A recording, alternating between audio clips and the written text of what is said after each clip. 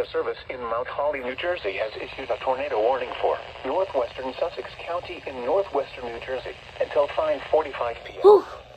At 5:11 p.m., a severe thunderstorm capable of producing a tornado was located over Crandon Lakes, or 8 miles northwest of Newton, moving north at 25 miles per hour. Hazard, tornado and quarter-size hail. Source, radar indicated rotation. Impact, flying debris will be dangerous to those caught without shelter. Mobile homes will be damaged or destroyed. Damage to roofs, windows, and vehicles will occur.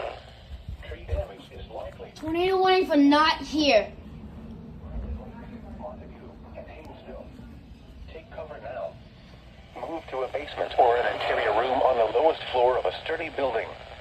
Avoid windows. If you are outdoors, in a mobile home, or in a vehicle, move to the closest substantial shelter and protect yourself from flying debris.